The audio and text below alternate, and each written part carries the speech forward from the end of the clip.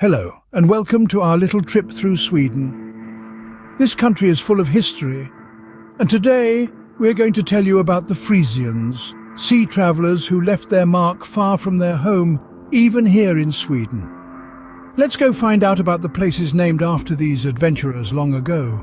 The Frisians sailed the North Sea, far from their homes, to trade and explore. They reached many places, including Sweden, bringing their culture and stories with them. In Sweden's north, there's a town called Frösakull. Its name comes from Fries, meaning Frisian in Frisian, and Arka, meaning field in Swedish. It was once a meeting place for the native Sami, and is now a spot for history lovers. Not far on an island touched by the cold sea is Frösve. This island's name means Frisian Island. Here you can find the Frösve runestone, telling stories from the Viking times. In Småland, there's a little place called Friesland, the land of the Frisians. It might be small, but its name connects two peoples, the Frisians and the Swedes. But there's more. Frisgard, a settlement or area that could have been named for its role as a guard or trading post, where Frisian traders might have established a defensive position or a marketplace. The suffix guard could imply an enclosure or protected area, suggesting a space where Frisians could secure their goods or meet with local traders. The name might symbolize a merging of cultures, where Norse and Frisian peoples interacted. Frösve, the name could derive from a crossing or ford, vad in Swedish, used by Frisians during their travels and trade expeditions into the region. Such a location would have been strategic for trade routes, particularly for those carrying goods between the Frisian lands and the emerging markets in what is now Sweden.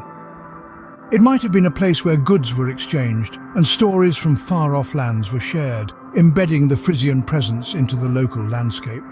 Frischholmen, this could refer to an island, Holmen, with significant Frisian activity, perhaps a seasonal camp or a base for fishing and whaling expeditions. Given the Frisians' renowned seafaring skills, they might have used such islands as waypoints in their voyages across the Baltic Sea. The island might have served as a microcosm of Frisian culture, retaining its identity even as it lay nestled in Swedish waters. Next is Frösakull, a charming coastal town. Its name, meaning Frisian hill, is believed to be derived from the Frisian settlers who established settlements on its rolling hills.